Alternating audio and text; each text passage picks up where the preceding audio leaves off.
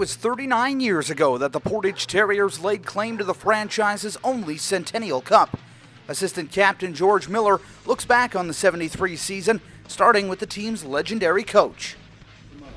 Well, Muzz McPherson, he was kind of a legend, actually. He was very excitable and a very, very, very good motivator, and he just seemed to never get down, and he kept us all going very, very well.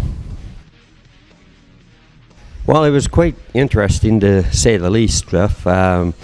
We ended up playing here a couple games and went up there. It was a lot rougher brand of hockey at that time, and it just seemed that their players got hurt a little bit more than ours, and they decided not to continue the series.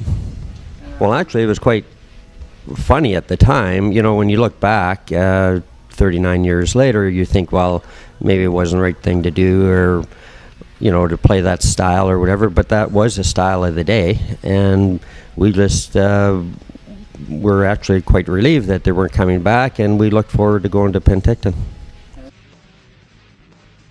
Well, they were a lot better than Humboldt was, and we went out to Penticton first, and we ended up losing the first two games out there, and then we had to come back here, and it was quite an uphill struggle there. They had a couple of players that went on to play in the NHL also.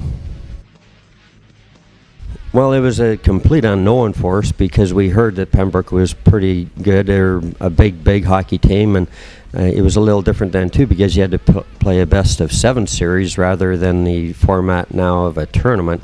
And so really at the end of the day, I think the best team would win by playing 7 games. So we ended up playing all of the series in Western Canada, which was here in Brandon and in Winnipeg. Well, it was unbelievable. I think we won it in Winnipeg at the Winnipeg Arena, and it was, well, hard to believe for the first little while, but the next day we ended up partying quite a bit and stuff, and then actually the city put on a parade for us and autograph signing, and then the provincial government invited us all in there for afternoon as well. So it was fantastic, and I think good for the community. The '73 Terriers, inducted into the Manitoba Sports Hall of Fame in 2008. For Golden West Broadcasting, I'm Jeff Dick.